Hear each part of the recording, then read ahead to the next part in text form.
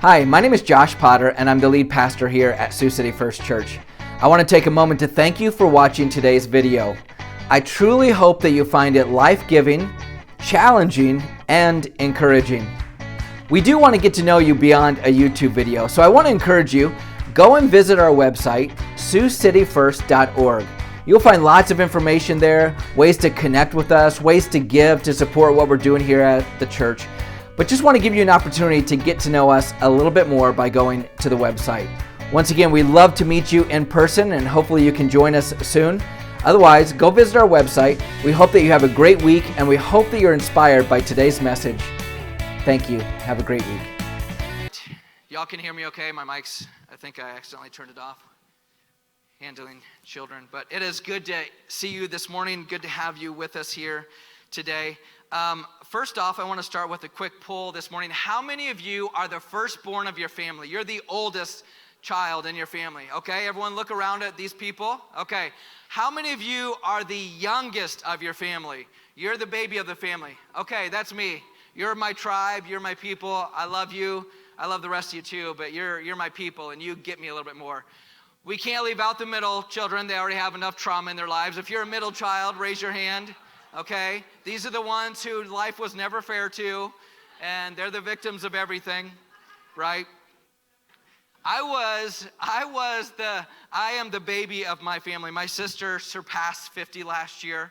My brother is close to that. I'm somewhere in my 30s is where I like to think I live, actually. I turned 45 at the end of this month. Woo, pray for me. So, anyway, it's good to have you here today, but when I was growing up and as I became an adult, my brother and sister, who we like to joke around, we like to put each other down and do all those things that you probably did with your siblings. I've always lived the furthest away from my parents my whole adult life. And so every time that I would go home and I would let my brother or sister know, they would say this: "Oh, mom and dad are going to roll out the red carpet. Prince Josh is coming to town," you know. And so, of course, I'd say, well, if you guys, didn't screw up so bad, they wouldn't love me as much as they do. But, they would always just joke. And we know what the red carpet experience it is. It's those people who just, whether there's something about them, and it's the red carpet, whether it's the Oscars or different things where people come, really, really, really important people come, and they get all these gift bags and all these different things. And we're going to look at a story this morning that isn't necessarily like a red carpet, but it is the coming of Jesus Christ in a new way and in a very bold way, because we're doing a series here called Bold Faith. And I love this series because we're talking about how you and I can have bold faith. And I believe this world desperately needs men and women of God who will stand up and stand out for the things of the Lord. We would have the values that God has given us to honor Him with what we do. So, I kicked the series off several weeks ago talking about the Holy Spirit. And the Holy Spirit empowers us to live the life that He's called us to live. He gives us everything that we need. And He gives us power for ministry and to reach people for Him.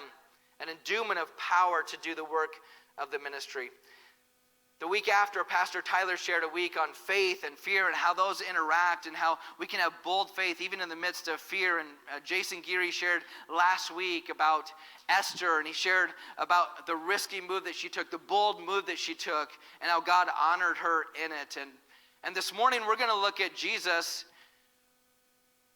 accepting the claims of who He is and providing a demonstration in a way that Jesus has never done before. This is the boldest move He's ever made before. Jesus is flexing in a way He's never flexed before.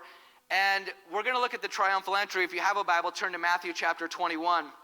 But I want to go back to the Old Testament, to a thing called the Passover. To the original, there was this time where the people of Egypt were being held captive. They were slaves in the land of Egypt and Pharaoh. And God sent Moses to go to Pharaoh and say, "Let my people go," right? I wish I could speak like James Earl Jones, but I can't. Anyway, let my people go. So here he is, and he goes, and Pharaoh isn't going to let God's people go because he wants to keep them enslaved. And so all of these plagues come upon the people of Egypt, and what's the 10th plague is by far the worst plague. The 10th plague is that the firstborn children are all going to die unless God provides a way for them. And so God provides a way for the Israelites. So God gets on all of his social media platforms and he says, hey, here's what you have to do. You have to slaughter a spotless lamb and put the blood of that lamb on the doorpost. And if you do that, when I pass over, I will pass over and your firstborn will live. If there is no blood, they will die. Now here is something for us to think about. Did God know who the Israelites were and who the Egyptians were? He knew who they were. He knows everything. He knows everything. He knew who was in what house. This is what we love about God, is there's still obedience necessary. There's still faith necessary, even when God tells us to do something or where to go. And so the Israelites, they put this, they got this spotless lamb. They had to go out. They had to sacrifice something and put the blood over the doorposts. And they did that. And all of the Israelite children that had the blood over their doors, they were spared and saved. And the Egyptians who didn't do this, all of their firstborn died. And so you can imagine, the Bible tells us there was wailing in the land of Egypt that night. We could just imagine all the people who lost their children. But obedience was necessary, even though God could distinguish between their homes. It's like he tells us to pray to him even though he already knows what we need, right? So the story begins, and this story is found in all four Gospels. And just a quick note, you probably know this, but if something is found in all four Gospels, it's probably important. Okay? And so here we have this story. It's in all four Gospels. And as we think of this, Holy Week or Passion Week, whatever you want to call it, there are a few things. I want to give you an overview of the week. So today represents Palm Sunday. We'll talk about that today. And it's the triumphal entry of Jesus into Jerusalem. Tomorrow is the cleansing of the temple. In the temple, these people had turned it into a monetary benefit to them. There were the Gentiles. The reason Jesus was so upset is because the Gentiles could not come in and hear and learn about God into the temple courts. They weren't in the temple, they were in the temple courts. They could hear and learn about God, but they were using it to exchange money. The mission of God was not on their mind. On Tuesday, we see controversy with the Jewish leaders and what to do and how to handle this whole situation of Jesus coming in. On Wednesday, we see Jesus is anointed by Mary and his feet. We see this plan that's hatched to betray Jesus. Judas, one of his disciples, for 30 pieces of silver, really betrays Jesus and sets him up. And then on Thursday, Jesus has the disciples prepare for Passover. And then on Friday is the trial and the crucifixion. Saturday, Jesus in the tomb. Sunday, Jesus is raised from death to life. So that's kind of what's happening in this story. Now, Jerusalem is a little bit bigger than Sioux City is. And I want you to realize at this point in time, during the Passover, about 2 to 2.5 million people came to Jerusalem. So I want you to imagine right now 2 to 2.5 million people coming to Sioux City and what that would do to our city.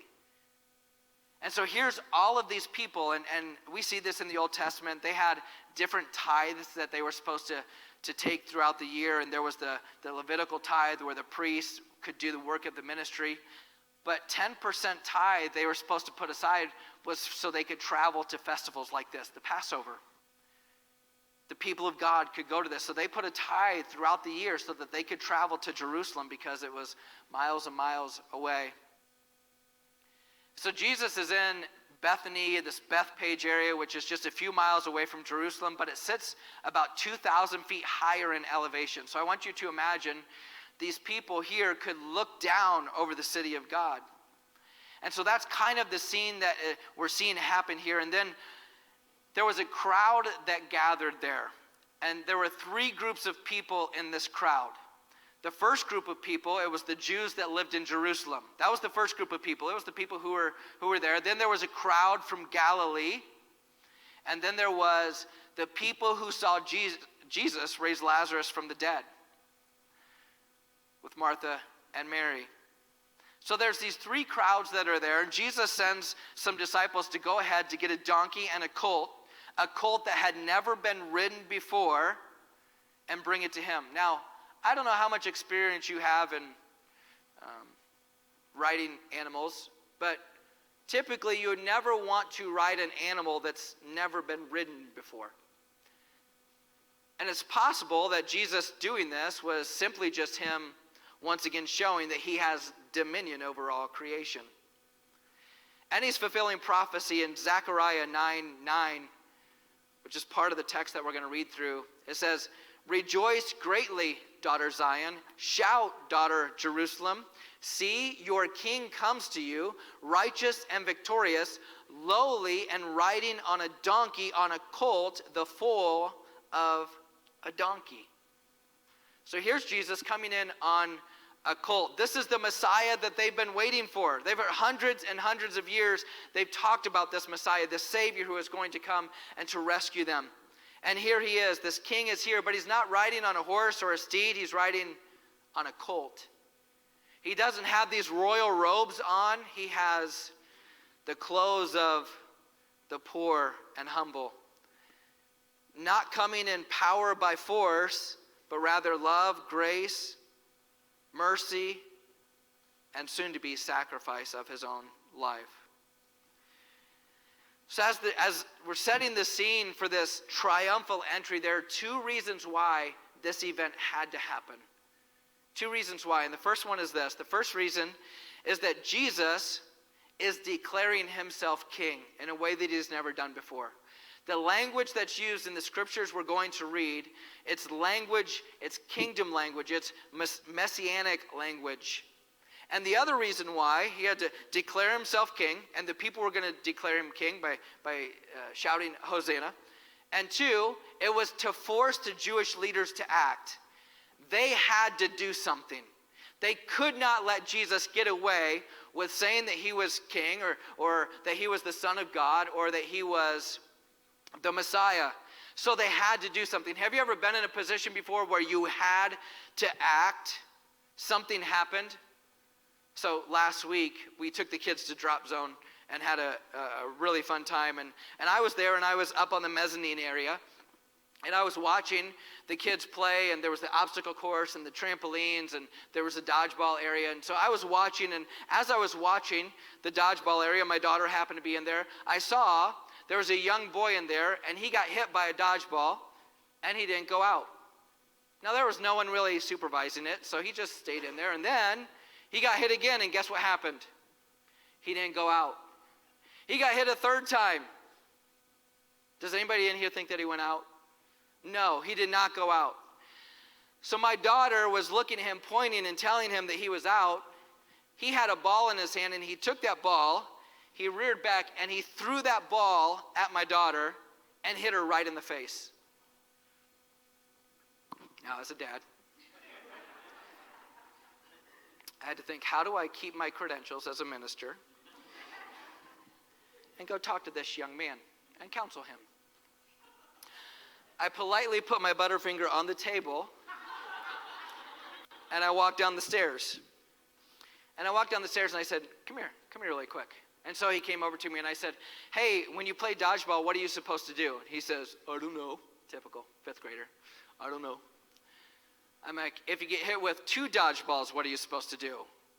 I don't know. If you get hit with 3 dodgeballs, what should you do? I don't go out. Bingo, good job. But we have a bigger issue. Because you got hit 3 times, and then you reared back, and you threw a ball hard. I didn't throw it hard. I'm like, okay. I said, here's the deal. You should never intentionally try to hit a girl in the face with a dodgeball. I said, what would your mother think? He says, I don't know. I'm like, so I said, here's the deal. From now on, it could happen where you accidentally hit a girl in the face, but let's aim for belly button or below. Deal? Deal. And then I went on, and luckily I kept my credentials and everything's okay. But it was one of those situations I had to do something as a dad. And there are times in our lives where we just have to. Maybe there's an injustice or something, and we just have to stand up regardless of what's happening. Maybe someone at work is being treated in an unfair way, and they need someone to help them. Maybe someone is being, there's just injustice all over, and we need people who will stand up and step out. Now, Jesus, when he's coming here, it would have put the Roman leaders who had their thumb on Jerusalem, it would have put them on high alert. Because someone's coming and saying, I'm the king, I'm the Messiah. What if this person with 2 million people around was going to start a brand new revolution? They couldn't let that happen. What if this person was going to kill a Roman general? Then how would they respond? They couldn't let any of this happen. And so Jesus is going to come in on a donkey very differently than how a Roman general would come in. A Roman general at this time, if a Roman general had killed over 5,000 people, he would get a parade. And this parade, they would come down, there would be all sorts of awards and trophies, lots of shouting, lots of triumph. He would sometimes carry the people that had been captured along the way. There were times they would even have dead bodies in carts behind them. There would be lots of food, lots of celebration. And this was different, though. This wasn't a military or a political revolution. This was a spiritual revolution, one of love and truth and life. And so that's where we pick up the story. So Matthew chapter 21. Here's what it says. It says, the disciples went and did as Jesus had instructed them to go and get the donkey. They brought the donkey and the colt and placed their cloaks on them for Jesus to sit on. A very large crowd spread their cloaks on the road, while others cut branches from the trees and spread them on the ground. Palm branches. There were these big branches. So imagine this is a roadway. There's cloaks and branches all over. They're preparing the way. They're rolling out the red carpet for Jesus. This is a demonstration unlike any demonstration Jesus has had before. Verse 9, the crowds that went ahead of him and those that followed shouted, Hosanna to the Son of David. Blessed is he who comes in the name of the Lord. Hosanna in the highest heaven. When Jesus entered Jerusalem, the whole city was stirred and asked, who is this? And the crowds answered, this is Jesus, the prophet from Nazareth in Galilee. In just this text, we can see all of this language of kingship, of him being the Messiah, him being the Son, comes in the name of the Lord, representing God. The word Hosanna means save now. The Messiah was there to save now. Okay, this is that kingdom, that messianic language. And so then we see this event. Jesus comes in riding on this colt, and it begins the process that we see throughout the rest of the week that I described earlier, Holy Week or Passion Week. The next day, Jesus goes into the temple, and Wednesday is anointed. All these different things happen from this point on. The events happen. This is Jesus. His life was going to come to an end by the end of the week. So at the beginning of the week, we have crowds of people shouting, Hosanna. And at the end of the week, 4 or 5 days later, they're shouting, crucify him. Now, you've probably heard it said before, just because sometimes we hear things in church and it sounds good, and so we just repeat it. You probably heard something like the same crowds that were shouting Hosanna on Monday were the same crowds that were shouting crucify him on Friday. And the reality is that just isn't really true. There were three different groups of people at the beginning of the week and at the end of the week. The group of people who was there yelling crucify him was mostly made up the Jews from Jerusalem, the religious leaders that were there. And so in Luke chapter 23, verses 20 through 23, we see that happen. It says, wanting to release Jesus, Pilate appealed to them again, to the crowd. There's a crowd that's gathered. It says they kept shouting, "Crucify him, crucify him." For the third time he spoke to them, "Why? What crime has this man committed? I have found in him no grounds for the death penalty. Therefore I'll have him punished and released." He was being tried as a criminal. They didn't just hang innocent people on a cross. These were criminals. And there was no reason for him to give Jesus the death penalty. He was perfect. He was sinless. So it says, "I found no grounds," and he wanted to punish him and release him. Verse 23, "But the loud shouts, they insistently demanded that he be crucified, and their shouts prevailed." Is this any different than the culture that we live in right now? The loudest voices tend to be leading the way. We have Easter next week, then we're doing a quick little 2-week series, picking up the pieces. Then we have Mother's Day on May 8th, and then we're going to be speaking to some of the cultural issues of our day. We're going to be talking of issues of gender and sexuality, critical race theory,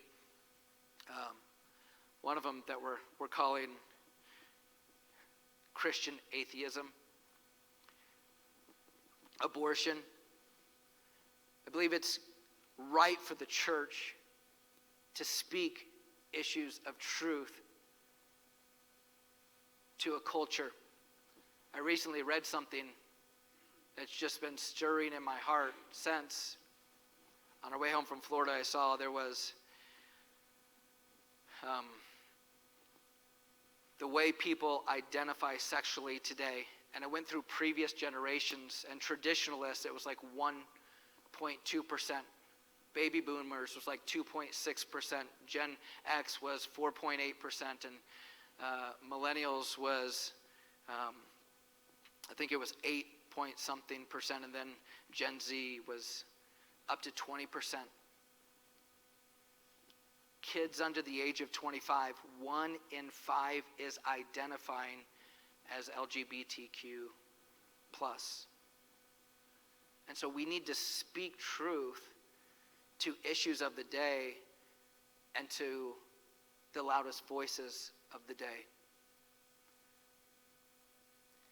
This crowd is gathered, and there was zero reason for Jesus to die other than it was the plan of God. And the mob won, and the loudest voices prevailed. So there are a few things I want us to think about as we wind down this morning. The first thing is this: when it comes to Jesus, Jesus isn't defined by our expectations, but by his obedience to God's will. See, a lot of us have different expectations, and these people certainly had expectations on Jesus. And we see even after Jesus has been dead and resurrected from the dead, there were still people who had misunderstandings of who he was. And so we put all these expectations on Jesus that he has to do this or he has to do that. And the reality is this: many of us, if we're not careful, we create a version of God in our head that's palatable to us, and then that's the God we serve. And he oftentimes looks a lot like us, and he judges everyone else's sin way harsher than he judges our sin. But Jesus isn't defined by the expectations or misunderstandings of people, but by obedience, which leads to the next thing, which is that Jesus is the better spotless lamb. Jesus was the right lamb. He was the perfect spotless lamb for you and for me. The lamb that was used at the Passover provided freedom, or provided life for the firstborn, and for the people, the Israelites, the people of God. But it also provided, it was the gateway to the freedom that they would experience. Remember, after this, Pharaoh lets them go. He tries to chase them to the Red Sea, and we know that whole story that comes up next. But we see that Jesus is the better spotless lamb. Just as there was life and freedom given to the people of God, the Israelites, Jesus gives us life, and life to the full. Jesus gives us freedom in him that this world cannot offer. And the last thing that really I think we need to take away is that Jesus gives life and freedom. Satan gives death and bondage Jesus has a new way, a new path for you and for me when we follow him. It's a path of life. It doesn't mean that life is really, really easy, but it means we have someone walking with us through life, guiding us, directing us, providing people around us to help us and lead us and guide us on the right path. He gives us salvation and forgiveness of sin. There's nothing like having peace from God when we experience it and live in it. The freedom that he gives us to not be in bondage anymore. Satan, on the other hand, he wants us to experience separation from God, spiritual death. In the story that we read, or in the story from the Passover in Egypt, there was death and there was wailing. They died. There was bondage over the Israelites until God freed them. And the enemy wants us to live in bondage. He wants us to drift towards death. Do you know that the goal of Satan every single day is to get you to drift further and further away from God? It's like, I want you to think of if you've ever been in a boat, you turn the boat off, the boat doesn't just stay in one place, it drifts. And even if you have an anchor, it can go in a little bit of an area around where that anchor may hold us, but it's drift. There's drift, and there's drift spiritually for each one of us if we don't stay connected to God and stay connected to God's people. We see it all the time. There's drift towards our spiritual death, and then there's bondage. What's so fascinating about the Israelites, they had been given freedom. They were slaves. They were given freedom. And they didn't necessarily like the way that God was leading them through the desert. You know, the cloud by day, fire by night. Wasn't probably their best selection of food. And some of them started to complain and grumble and say, it would be better for us to be slaves in Egypt than to be free. Are we any different than the people of Israel? We drift back to the things from our former life. Why? Because it's easy. What's easier for an addict, to continue down the path that they're going, or to make a hard choice and stop doing what they're doing? We all know the answer to it. They can live in bondage, which is easier, or they could experience freedom, which is tough and challenging. But when you're on the other side of bondage, is there anything better than being free from sin? Is there anything better than receiving freedom from addiction? There's nothing better. And Jesus wants to give you life and freedom. Satan wants to give death and drift. And he wants to keep you enslaved to him. He doesn't want you to experience the freedom that only God gives. And here's the deal. Every single day, you and I, we get to make the choice. We can choose life and freedom, or we can choose drift and drifting towards spiritual death and bondage. As your pastor, I'm always going to encourage you to do the hard thing and to press into freedom, press into the life that Jesus has for you. There's nothing worse than seeing people, and we've all experienced it before, people who are so in bondage to something, they can't even see straight. They can't even move forward at all in life. And Jesus is here, I believe, to set us free. This morning, as we close, I want to take a few moments to pray for people. Because next week we're celebrating a resurrected life in Jesus. We're celebrating the resurrection of Jesus. And many of us love the idea of a resurrected life, but we don't necessarily like the idea of getting free from bondage and the work that it takes. But Jesus offers salvation, forgiveness of sins. He offers us freedom from sin. And that's what he's offering to everyone in this room. I want you to experience the resurrected life of Christ. But in order to experience that, and I believe in a way of more depth,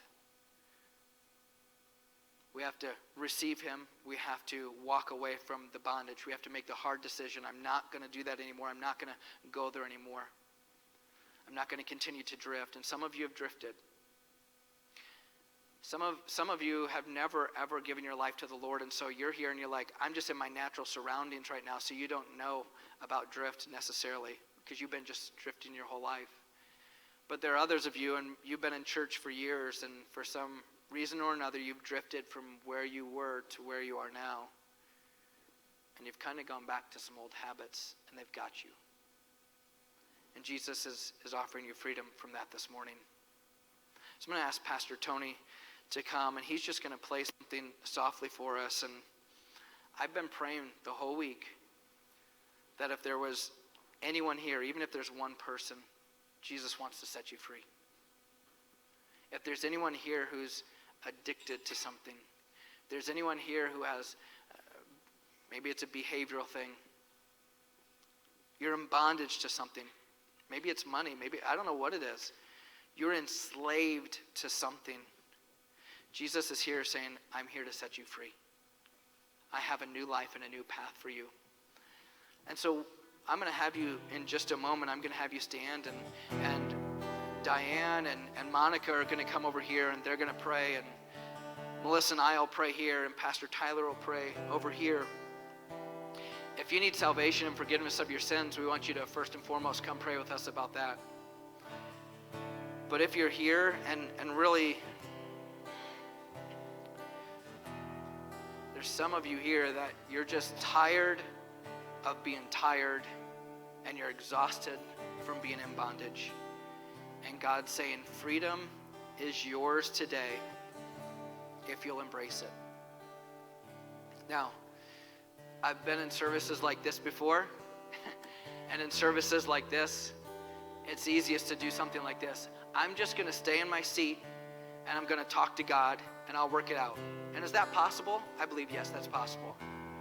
But I also believe there's times where we need to take a step out of where we are to maybe experiencing that freedom.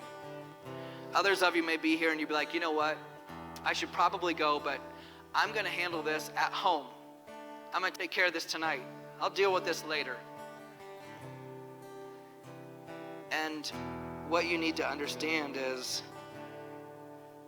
you still think you're in charge, you're in control of your addiction, your bondage, what you're enslaved to.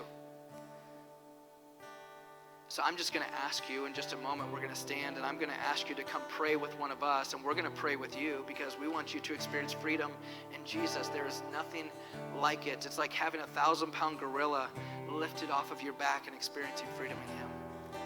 So I'm going to ask you to stand with me this morning. And I know this takes guts. I know that this is uncomfortable. I know that it may seem unreasonable.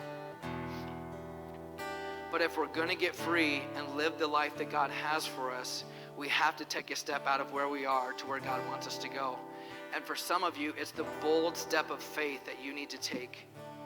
I'm not going to continue in bondage, whatever that is. Maybe it's a mental thing. Maybe it's a physical thing. I want to be set free this morning. So I'm going to ask Monica and Diane to come up here. Pastor Tyler and Melissa's going to join me here. We just want to pray with you. We want you to be free. We want you to experience all that God has for you. So I'm going to pray, and then Pastor Tony's going to sing, and we're just going to invite you to come, whether you want salvation, you want freedom in Jesus Christ, to experience that today. Lord, this is your day. This is your time, God. You have set this moment up so that we could come before you. We could experience the life and freedom that you have. God, the enemy wants nothing more than for us to continue to drift, for us to continue to drift towards spiritual death. But you have come that we might have life and life to the full. You have come so that we could have freedom from sin, freedom from bondage. And God, you want it. You desire that for us. And so God, we surrender to you. We can't do it on our own. We've tried and tried and tried again. We've tried to kick that addiction.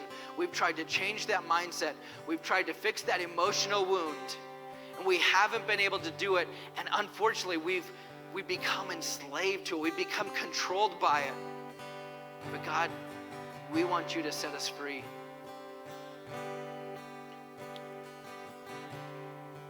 Some of you need to think about, just bow your head for a moment. Think about this. I just felt God say, some of us have become a slave to what other people think about us. And the only person you need to to care about what they think about you in this moment is God. God wants to set you free. So we're gonna pray with you. So as Pastor Tony sings, I just want to encourage you to come forward and let one of us pray for you this morning and experience the freedom that God has for you today.